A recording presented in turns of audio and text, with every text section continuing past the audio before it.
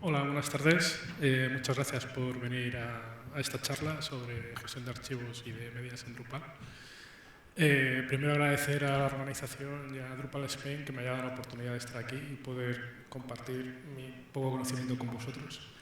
Y espero que lo que os cuente aquí os sea de utilidad y os pueda aclarar alguna posible duda que pudierais tener. Soy Luis Ruiz Peidro. LP Peidro es mi nick en Drupal.org. Soy desarrollador backend de Drupal. Llevo trabajando como tal alrededor de 8 o 9 años y actualmente trabajo para Metadrop. Llevo 4 años trabajando para ellos y bueno, muy contento. La charla se va a estructurar principalmente en 4 puntos. El primero es una pequeña introducción más genérica sobre files, sobre archivos. La segunda nos centraremos más en el módulo de file, luego hablaremos de los medias y luego de estilos de imagen. Vale. Drupal es una herramienta muy potente, ofrece muchos módulos contribuidos en el propio módulo del core para poder generar tu propio sistema de gestión de medias e incluso poder construir un DAM, un Digital Assets Management. Es importante tener un conocimiento básico al menos de cómo funciona por detrás Drupal en cuanto a la gestión de archivos para luego poder construir este tipo de herramientas. Uy, perdón. Vale, el objetivo de esta charla es, por lo tanto, explicar cómo funciona el módulo del core file, cómo gestionamos archivos, cómo los sube, el proceso de borrado, etc. Luego hablaremos de los media y de la posibilidad de poder extender medias y qué importancia tienen los medias. Hablaremos también seguramente sobre los estilos de imagen, porque es importante y cómo se aplican. Y durante todas estas explicaciones comentaremos 4 o 5 casos prácticos que hemos sufrido en la compañía y cómo lo hemos solucionado, esperando que os pueda ser de utilidad. El objetivo final es tener una comprensión a alto nivel. Al final esta charla es para junior, con pinceladas de backend, de algo de código, de cómo hacer alguna cosilla. Y bueno, vamos allá. Primero vamos a empezar con la definición de archivos. Archivos, bueno, hay diferentes tipos de archivos. Tenemos archivos de imágenes con diferentes extensiones, documentos, audio, vídeo, archivos comprimidos. Esto podría ser una clasificación, por supuesto, pero luego también hay otra que me parece interesante y es clasificar los archivos atendiendo a la procedencia de estos o en dónde se alojan. Tenemos archivos remotos, por ejemplo, un caso claro son los vídeos embebidos de YouTube, donde el archivo no se encuentra en Drupal, sino que se encuentra en otro sistema externo a Drupal. Y los archivos locales. Archivos locales, en este caso sí que están alojados a Drupal en la misma estructura de carpetas. Bueno, puede haber alguna unidad montada a nivel servidor, pero ese es el concepto. En este punto es importante el concepto de los metadatos en relación con los archivos.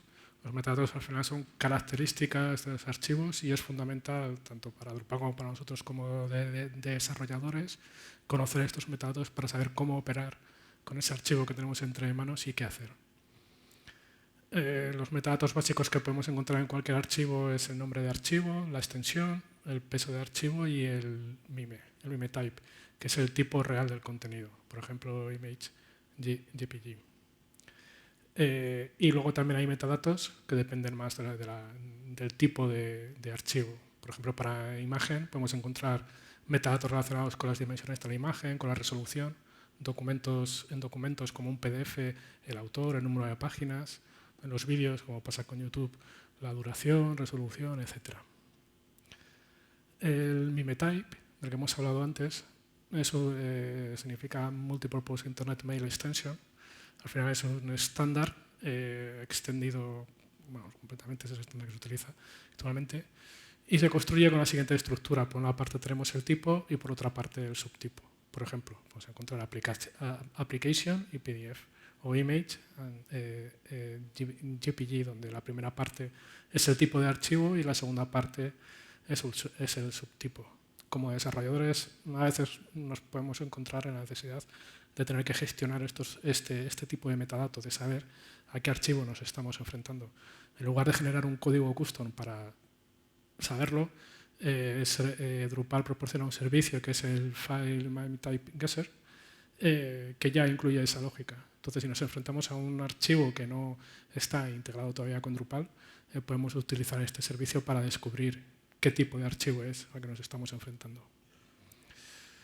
¿Y dónde ocurre la magia en Drupal? Bueno, pues principalmente de manera básica en 3 librerías del core con respecto a lo que vamos a ver en esta charla, que sería la librería de Files, la de Image y la de Image Toolkit, de la cual hablaremos en la sección de estilos de imagen. Y luego, como he dicho antes, principalmente 2 módulos del core, el File y el Media. Incluye aquí las rutas a las diferentes librerías, módulos, etcétera, clases y tal, porque como desarrolladores creo que es importante que acudamos a la fuente y que leamos el código y veamos qué hace para comprender exactamente qué podemos sacar y qué podemos hacer con ello. Bueno, pasamos a hablar entonces en la parte de files en Drupal. Y creo que la mejor manera de empezar a hablar sobre files en este contexto es hablar de la configuración que encontramos en Drupal en relación con los files. Aquí os dejo la extensión para que, si queréis luego, bueno, ver cómo es ese formulario de configuración. Aquí tenemos una primera sección del formulario que está enfocada a los paths. Bueno, veis que esta configuración no se puede gestionar desde la administración del Drupal, sino que hay que hacerlo desde el settings. Tiene sentido porque al final este tipo de configuración va a ser más o menos fija y no tiene por qué modificar un administrador. Es más tarea del desarrollador incluso de los perfiles de infraestructura. Aquí encontramos principalmente 4 elementos, que son los paths, y luego otro quinto elemento que es el public file base URL. Este último elemento, bueno, pues es simplemente para decirle a Drupal cómo quieres que aparezca la referencia a la imagen o la URL a la imagen cuando se la pides que sea absoluta. Y luego el resto de casos son paths para definir un concepto que creo que es interesante introducir ahora, que son los stream wrappers. Los stream wrappers es una implementación, es un esquema URI que se extrae de la ubicación real de los archivos. Es decir, es una especie de variable, por decirlo así, que se introduce en las diferentes rutas de los archivos en lugar de introducir la ruta completa. ¿Por qué se hace esto? Pues para evitar que se guarden estas rutas completas, que al final es una replicación de datos a nivel de base de datos, y facilita su gestión. Imaginemos que hay que realizar un cambio en la ubicación de las carpetas de los archivos públicos, por ejemplo. Si no tuviéramos este sistema de stream wrappers, no lo podríamos hacer de manera fácil. Tendríamos que generar una query sobre la base de datos para actualizar toda esa información en la tabla correspondiente. De esta manera, simplemente modificando la configuración, ya se actualiza automáticamente en el resto del sistema. Aquí os pongo también la ruta a los diferentes stream wrappers que hay definidos en Drupal. Es importante pensar también que se pueden generar o se pueden crear nuestros propios wrappers y hay módulos que también nos gestionan, por ejemplo, a nivel de CDN. Al final, como los wrappers definen o extraen la ubicación real, cuando tenemos implementado en un sistema un CDN donde los archivos no se alojan en el propio Drupal, sino que se alojan en un sistema externo, de esta manera, bueno, pues tendríamos nuestro wrapper específico para identificar a Drupal que ese archivo está fuera del propio Drupal. Aquí tenéis una imagen de cómo se almacena este dato en la base de datos. Y como veis, bueno, pues en lugar de introducir toda la ruta completa, pues incluye el wrapper correspondiente, en este caso public, y ya el archivo el nombre del archivo y la ubicación en la carpeta o el nivel de carpeta dentro de esa carpeta public. Estos son los 4 wrappers que define Drupal por defecto. Public, que se aplica a los archivos públicos, es decir, a los archivos que son accesibles a usuarios anónimos y por los que Drupal, bueno, puedes acceder directamente desde la URL. Los private, en este caso, este wrapper o la ruta del wrapper se define fuera del web root porque hay un sistema, esto nos servirá para implementar sistemas de control de accesos a las imágenes en función de los accesos que tenga el usuario. Luego tenemos el temporary, que define la carpeta temporal, que por lo generalmente es la carpeta temporal a nivel de servidor, de los archivos, donde se van a almacenar los archivos temporales, que luego veremos más adelante cuáles son funciones exactamente. Y luego los assets. Los assets refiere a aquellos archivos que genera Drupal, archivos estáticos optimizados, por ejemplo, esos CSS, JavaScript, etc. Vale, tenemos otra segunda sección dentro de este formulario con dos parámetros, es el Delay Temporary Files Alter y el Sanitize File Names. Voy a empezar por el segundo porque creo que no requiere más explicación, que esto te permite gestionar o parametrizar o bueno, configurar un sistema que lo que hace Drupal es sanitizar los nombres de los files. En instalaciones donde no es necesario conservar el nombre original del archivo, pues es conveniente, por ejemplo, en aquellos casos en los que ese nombre de archivo original tiene espacios. Pues con esta parametrización, Drupal cuando sube el archivo al servidor lo que hace es sanitizarlo y eliminar los espacios o sustituirlos por guiones o por lo que sea. Para ver los diferentes parámetros creo que es suficientemente explicativo lo que aparece en el formulario, por lo tanto no me voy a detener en este punto. Luego el punto que sí que es interesante es el Delete Temporary Files Alter, que este parámetro lo que hace es establecer cuánto tiempo va a durar un archivo en Drupal que va a existir antes de que un proceso cron lo borre, desde que cambia su estado, de estadio de permanente o temporal o de que tiene simplemente el estado temporal. Bueno, así dicho de esta manera, pues suena un poco raro, ¿no? O sea, ¿qué es eso de estado temporal, etcétera? El estado temporal, los archivos, luego veremos que hay una entidad que representa esos archivos reales que tienen dos estados, el temporal y el permanente. Esos archivos que tienen el estado temporal es porque son archivos huérfanos que están asociados a un contenido. Y en ese caso, Drupal tiene un proceso cron que lo que hace es ir eliminando esos archivos. Se pone este plazo de 6 horas por una cuestión o la que configures, pero es conveniente establecer un valor de cierta extensión porque es una manera de limpiar archivos en el servidor que no sirven para nada porque no están asociados a ningún contenido. Luego veremos cuál es el caso en el que se producen esos archivos en estado temporal que quedan huérfanos de contenido. Y luego, por último, tenemos dos parámetros que son Interface Translation Directory, que simplemente le estás diciendo aquí al sistema donde quieres que guarde las traducciones, los archivos de traducción que se baja por Drupal, del Drupal.org, por ejemplo, cuando instalas un módulo. Y el segundo es el Default Download Method. Vimos antes que había, entre los Steam Wrappers, había dos, que era el de público y el de privado. El de público para archivos públicos y el privado para esos archivos que requieren algún tipo de control de acceso. Entonces, aquí lo que le está diciendo a Drupal que cualquier campo de gestión de archivos que se genere, por defecto tenga uno de estos dos valores. Esto no quiere decir que este valor sea determinante para todos los casos, sino que cuando creas un archivo vas a poder seleccionar otro tipo. Pero bueno, simplemente es establecer ese estado por defecto. Siguiente punto es saber un poco, una vez que se han subido los archivos, cómo interactuar. Entonces, lo que hace el módulo file es crear o define una entidad file, como supongo que sabréis. Las entidades en Drupal son fundamentales. Hay dos tipos de entidad, entidades de contenido y entidades de configuración. Las entidades al final son abstracciones de cosas o de elementos del mundo real que nos ayuda a interactuar con ellos a nivel de desarrollo. Entonces, de la misma manera, el módulo file crea o define su propia entidad para esta gestión. ¿Qué nos permite esto? Bueno, pues manejar los archivos de manera abstraída sin necesidad de estar constantemente accediendo al archivo real, por decirlo así.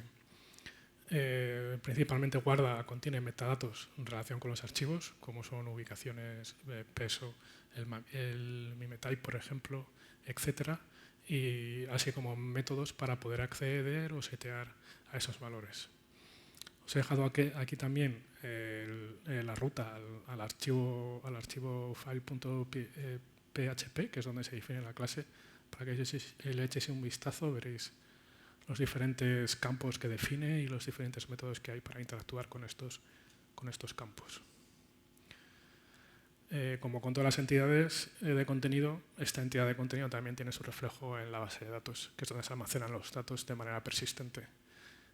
Aquí tenemos un explain de la tabla donde se almacenan esos datos. La tabla se llama File Managed y aquí encontramos varias columnas sobre los parámetros. El feed, que es el identificador del file, que es el que vamos a utilizar como desarrolladores, bueno, pues para cargar entidades, etcétera. El UID, bueno, como se ha visto, es el identificador único de esa entidad. Landcode, esto nos indica que las entidades file son también traducibles, por lo tanto podemos tener traducciones de un mismo archivo. El UID, que es el usuario que ha creado ese archivo, el file name, el URI, que es ese URI con el wrapper, con el esquema wrapper, público, private o lo que sea, y bueno, y luego otros datos como el status, que ya hemos dicho que puede ser o permanente o puede ser temporal.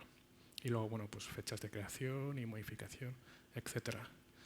Luego también, con respecto al módulo, dispone de un servicio, el Service File Repository, que nos da facilidades, nos da herramientas para poder interactuar a nivel de programación con estos archivos.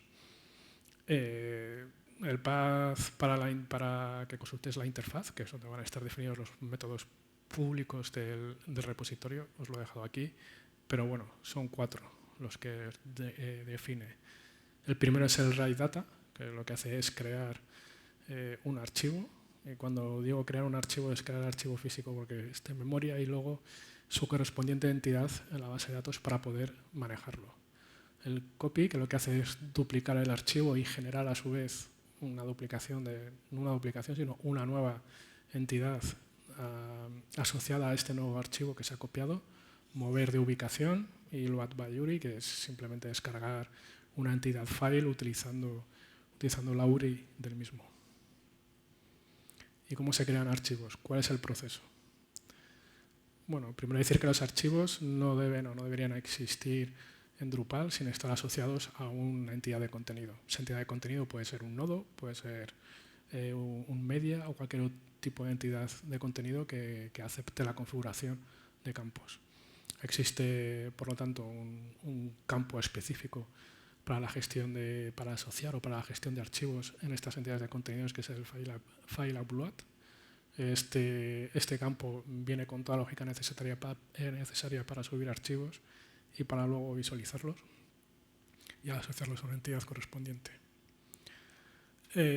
Aquí enumero los campos básicos, que es el label, el enable display field, que este campo permite configurar que esa definición de campo permita al editor el seleccionar si ese archivo se muestra o no en el nodo correspondiente o en la entidad de contenido correspondiente. Upload de destination, que es el tipo de wrapper, ¿no? Por decirlo así, o de ubicación que ha de tener. Os permite también determinar qué tipo de extensiones puede aceptar este campo, el file directory y el maximum load size. ¿Okay? Y aquí está el workflow de manera muy esquemática de qué es lo que pasa cuando un usuario sube un archivo a Drupal. Nos encontramos, por ejemplo, en el formulario de edición o de creación de un nodo con varios campos. Y entre esos campos nos encontramos el campo file, el campo file upload. En ese caso, dentro de este formulario seleccionamos el archivo de nuestro ordenador que queremos subir. Ese archivo se selecciona.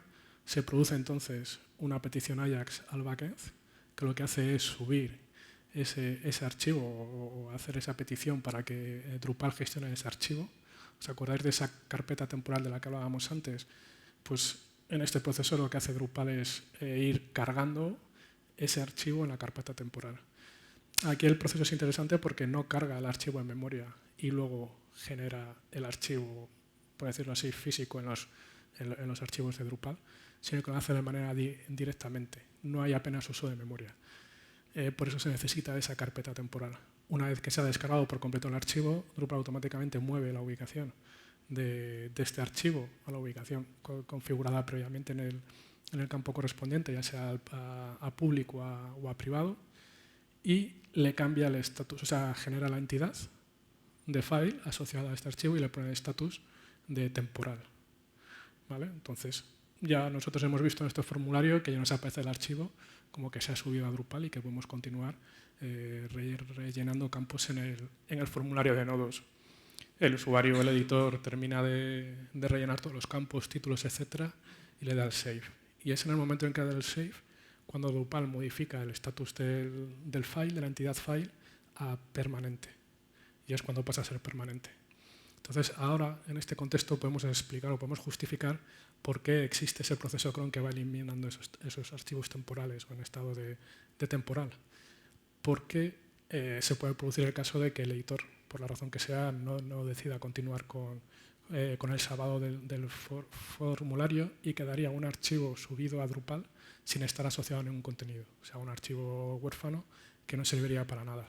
Pues para evitar que esto se produzca, que este hecho vaya acumulando en el servidor de Drupal archivos inservibles, pues bueno, se ejecuta ese cron y por eso existen esos dos estados, el temporal y el permanente. Aquí hay un punto importante en cuanto al proceso de borrado de archivos y es que Drupal no borra archivos permanentes automáticamente.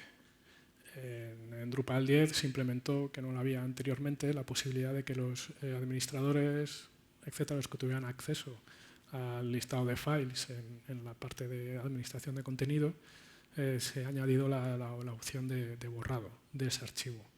Entonces se borra la entidad y se borra el archivo del sistema de carpetas. Vemos aquí una columna interesante que es el used in. Drupal incluye un sistema, una implementación, que lo que hace es contar el número de veces que se utiliza un archivo en contenidos. Esto nos informa de que ese archivo, si lo queremos borrar, está siendo utilizado en algún sitio y que no es conveniente borrarlo. Solo sería posible borrarlo, sería recomendable cuando el using estuviera a cero, es decir, nos está indicando que ese archivo es un archivo huérfano. He de decir que este sistema de conteo no es muy fino. O sea, encontraremos a veces números que no coinciden con lo que suponemos que tenemos en nuestra base de datos. Esto se debe porque hay una ISUE abierta y se hace un poco de lío con la gestión de versiones, de revisiones y de traducciones. Entonces, lo importante, aparte del número que puede ser orientativo, pero lo importante en este caso de esta funcionalidad es el que indique 0 o no 0. Si no indica 0 es que hay algo que está asociado a ese archivo y si nos lo cargamos puede haber consecuencias. Vale. Ahora voy a explicar dos casos prácticos que nos ha pasado en Metadrop. Uno de ellos fue recientemente y era un cliente que una vez al año publica un informe, un documento PDF muy pesado con imágenes, etcétera, explicando todo lo que se había hecho durante el año. Bueno, como sabéis, los servidores establecen un límite de pesos de archivos que se pueden subir. Entonces, estos archivos que teníamos entre manos pesaban 400 megas y el límite estaba en 100. Por lo tanto, no teníamos la capacidad de poder hacer subir ese archivo. Quizás el pensamiento o la solución más rápida sea el de manipular o el de alterar, incluso el de sobreescribir ese límite del servidor, pero no es recomendable porque si existe ese límite es para evitar problemas y que haya usuarios, por ejemplo, que suban archivos demasiado pesados. Entonces, unos compañeros encontró este módulo, que es el File Resumable Upload, que lo que hace es no violentar ese límite en el servidor, sino lo que hace es paquetizar o generar partes de ese archivo y lo va subiendo por partes sin violentar el límite del servidor. Y luego en el servidor reconstruye, como que reconstruye ese archivo. Entonces, de esta manera conseguimos solventar este problema y permitir al cliente que pudiera subir estos archivos tan pesados sin poner en peligro el sistema. Otra cosa importante de este módulo es que te permite configurarlo de manera granular. O sea, es decir, si tienes un media, puedes crear un media específico para estos casos y que solamente actúe en este tipo de media, lo que es muy conveniente y fue lo que hicimos en este caso. Luego, este otro gráfico representa otro problema que tuvimos, lo podemos llamar el archivo fantasma, y bueno, aquí ya entran en juego otras capas más allá de Drupal. nos ocurría que se había borrado un archivo del Drupal y del servidor, pero el cliente nos informaba de que ese archivo era accesible todavía. No era accesible a través de Drupal, o sea, es decir, a través de un contenido con un link que te llevara al archivo, porque ya no estaba como tal en Drupal, pero sí que poniendo la URL en el navegador aparecía el archivo. Estuvimos investigando, no teníamos tampoco mucha idea de la arquitectura general del proyecto, y el primer descubrimiento que tuvimos fue o la primera intuición fue que Cloudflare estaba cacheando esa imagen. Al final Cloudflare es un CDN que se pone adelante y cachea estáticos atendiendo a la URL. Entonces, claro, bueno, pues sabiendo eso, se pidió que se purgara este archivo en particular. Pero nos volvía a aparecer de nuevo. ¿Qué pasa? Que teníamos la capa Varnish por delante del Drupal. Un reverse proxy que también estaba cacheando los archivos. Bueno, al final la solución por la que tomamos fue por la de implementar un sistema de purgado. Cuando se borrasen archivos, de informar a las diferentes capas de caché de que ese archivo se había borrado para que lo purgaran. De esta manera controlábamos que no ocurriese eso. Para esto utilizamos principalmente dos módulos, que es el Purge File, que permite el purgado cuando se borra el archivo. Interactúa bastante bien con con Varnish y en el entorno Akia también. Y luego el Cloudflare, que bueno, nos permitía interactuar con la caché con el CDN con Cloudflare y poder hacerlo. Hay otras alternativas, pero creo que no son tan elegantes, como por ejemplo setear de manera un poco bruta un message de las imágenes a muy bajo para que constantemente esté haciendo peticiones y comprobando si se mantienen si existe todavía ese archivo o no. Creo que esto, bueno, pues es una solución más elegante en el sentido de que se purga cuando se tiene que purgar, es decir, cuando desaparece el archivo de Drupal. Bueno, vamos a pasar a hablar del módulo medias, que lo que vamos a hacer es con este módulo añadir una capa más a la gestión de archivos. Un grado más de complejidad, pero eso significa también un grado más de flexibilidad y de capacidad de extender funcionalidades.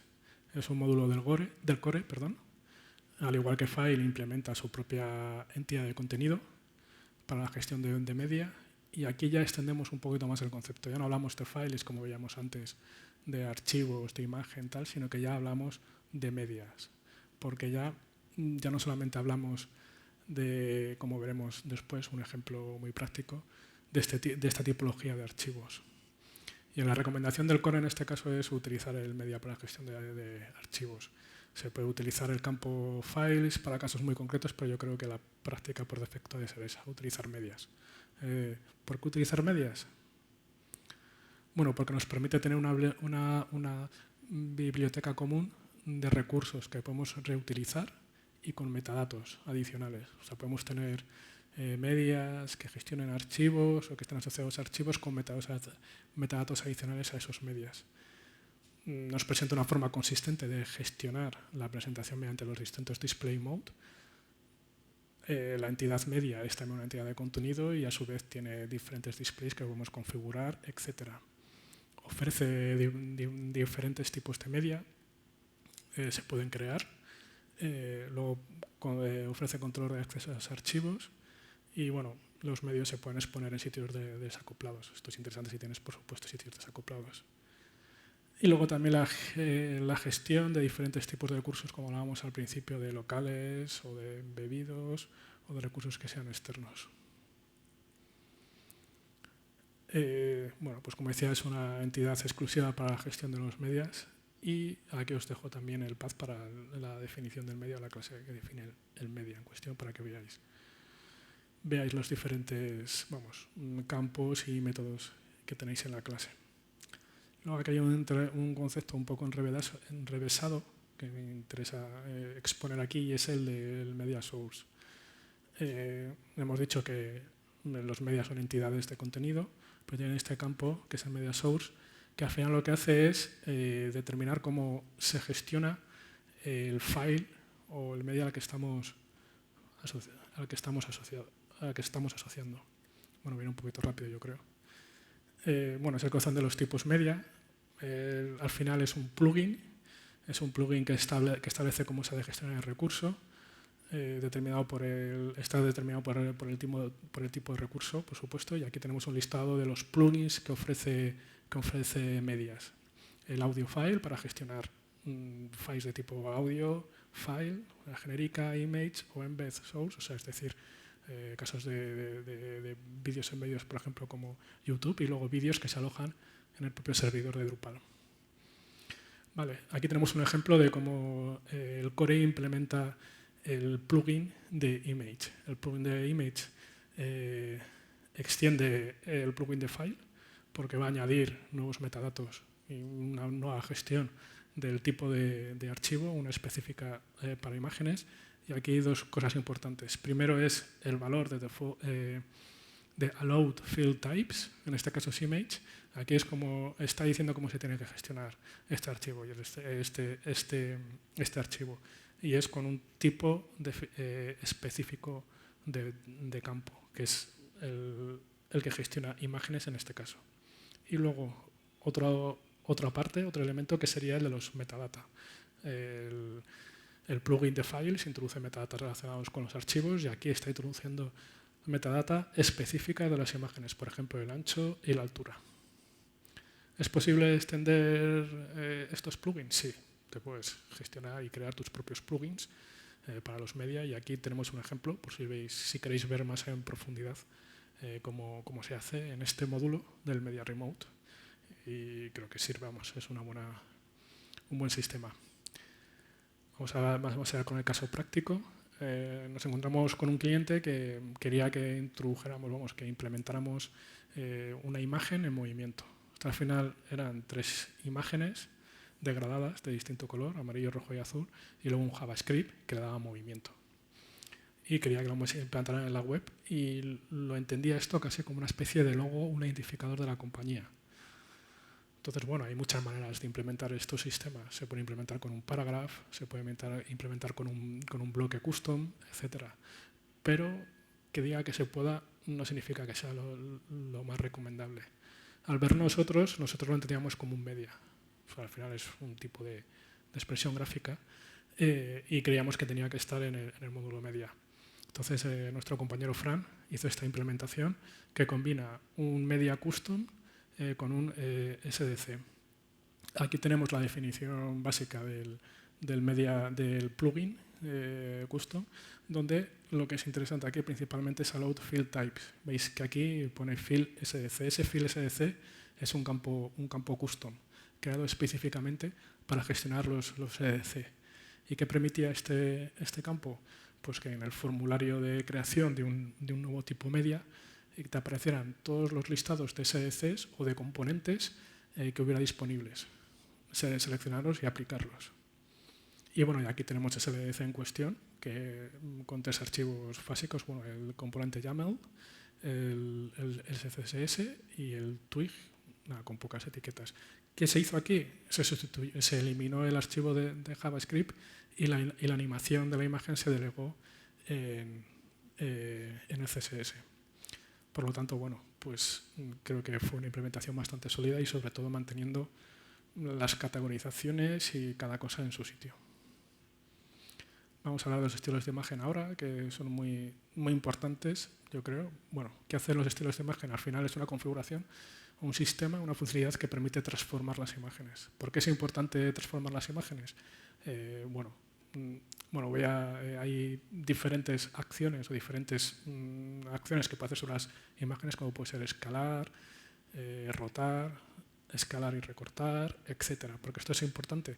Bueno, porque mejora sobre todo la eficiencia, la funcionalidad. El editor puede subir una imagen de gran peso, pero luego esa imagen se va a mostrar en un listado de contenido en un tamaño mucho menor.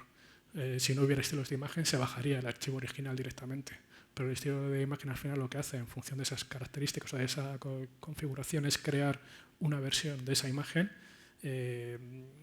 ajustada a donde se va a mostrar. ¿Vale? Pues nada, mejoran el rendimiento porque ajustan el tamaño y permiten también la conversión a extensiones más livianas como WebP. da una consistencia visual y, bueno, por supuesto, facilita el trabajo del editor porque el editor ya no tiene que hacer ese trabajo extra de adaptar la imagen. ¿Y cómo hace la magia? Bueno, pues con lo que sea, lo que hemos dicho antes, con el Image Toolkit, que lo hemos nombrado al principio, que es la librería que se carga de esa transformación. Drupal por defecto utiliza la GD de PHP, que es el toolkit predeterminado, que no necesita ninguna instalación adicional, pero no es muy potente y para imágenes con gran peso no es eficiente. En cambio, el ImageMagick es una alternativa más potente. Bueno, es una suite que al final necesita una instalación en el servidor del paquete ImageMagick y luego aparte el módulo de Drupal ImageMagick. Y con esto, bueno, pues nos permite gestionar de una manera más estable o más eficiente esta transformación de los archivos. ¿Cómo se aplican estos estilos de imagen? Bueno, aquí he distinguido dos sistemas que se complementan. Por un lado está el display modes, los display modes que veíamos que tienen los diferentes tipos de entidad, igual que tiene el media tiene su propio display mode y esto aplica o se aplica o está en el contexto de dónde se muestra esa imagen. Al final podemos tener un display mode para cars. Entonces, bueno, pues ya sabemos que como va a ser un car, va a ser un estilo de imagen con una medida determinada. Vale. Pero luego tenemos un módulo del core que es el responsive image, que no atiende tanto a en qué componente se muestra, sino a que aquí ya damos un paso más y estamos atendiendo a en qué dispositivo o en qué viewport se está viendo esa página. Entonces nos permite ya no solamente generar estilos de imagen para tipos de componentes, sino para si estás viendo la imagen en una tablet, en un móvil, etc. Por lo tanto, aumentando la eficiencia. Bueno, no sé si se ve bien. La parte izquierda es un ejemplo del formulario de configuración de estilos de imagen, de Responsive Image. Y aquí, bueno, se va poniendo en función del breakpoint que esté seteado a nivel de tema, los diferentes estilos de imagen en función del breakpoint. Entonces, si estás en versión móvil, te va a saltar el estilo de imagen adecuada para eso. Y bueno, la derecha es simplemente en un display mode de una entidad de contenido, como puede ser un media, cómo se selecciona ese estilo de imagen que queráis que aplique. En este caso está seleccionando el Responsive Image Style Large, que en este caso tendrá todas las configuraciones de estilos de imagen para aplicar a diferentes viewports. ¿Cómo funciona? Bueno, el caso práctico esto creo que es interesante. El problema con los estilos de imagen es que si no tienes un sistema definido con anterioridad, puedes crear 20.000 estilos de imagen y luego que sea muy difícil de gestionar. Una práctica habitual es tender a crear estilos de imagen en función de dónde se va a mostrar. Se va a mostrar en una car, se va a mostrar en no sé qué. De repente empiezan a aparecer componentes distintos y empiezas a crear estilos de imagen distintos.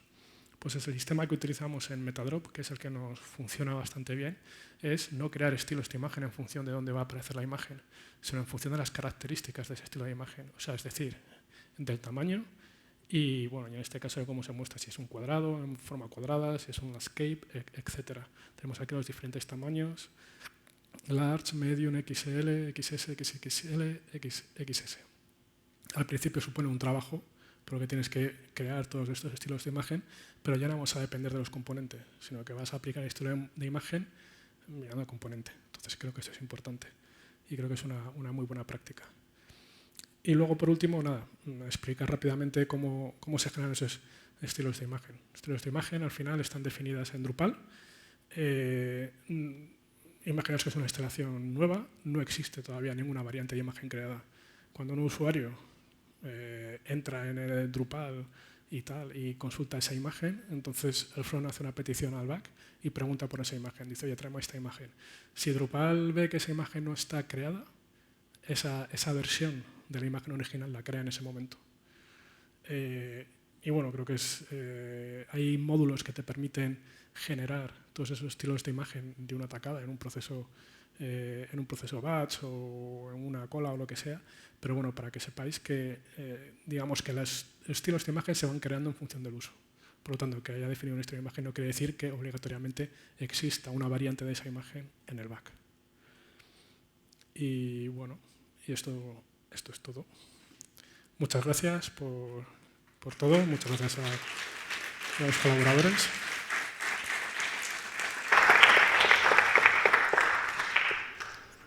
Y bueno, sí que si tenéis alguna pregunta o duda que os pueda resolver, sí, adelante.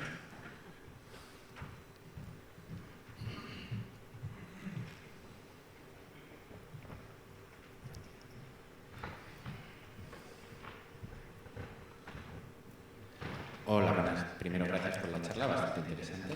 Muchas gracias. Se te notaba un poquito nervioso, pero es normal. Todo nos pasa. Has hablado del módulo de purgar imágenes.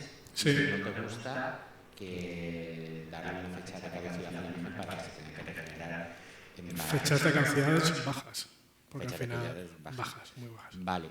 Mi duda es, desde el módulo de purgar imágenes, ¿se puede permitir que un editor esté capacitado para purgar esas imágenes?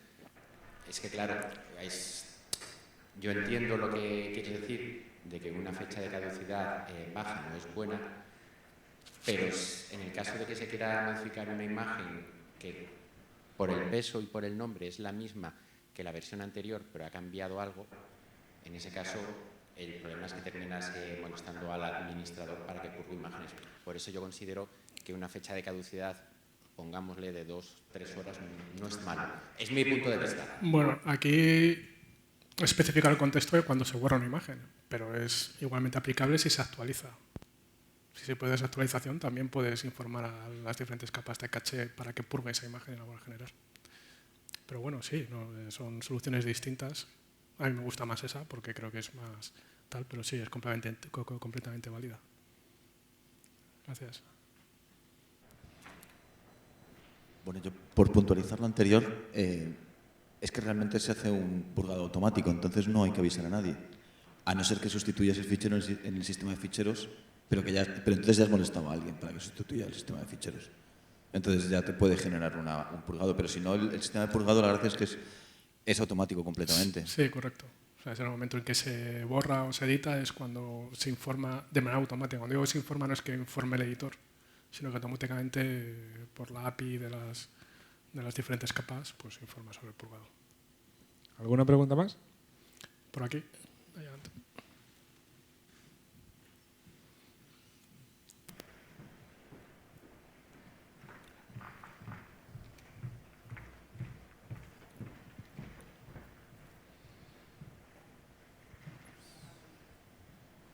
Gracias por la charla. Gracias. Te quería quise entenderte que con los medios puedes controlar el acceso a los ficheros.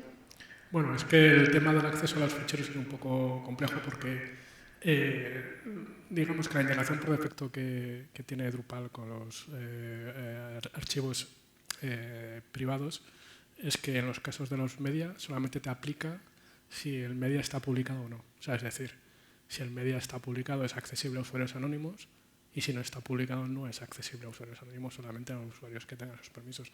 Pero si quieres una implementación más fina de accesos, tienes que implementarte algo custom.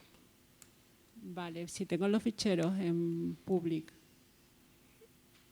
Tienes que pasarlo. Si lo quieres gestionar de manera privada, tienes que pasarlo a la carpeta donde se almacenan los privados, principalmente porque está fuera del web root.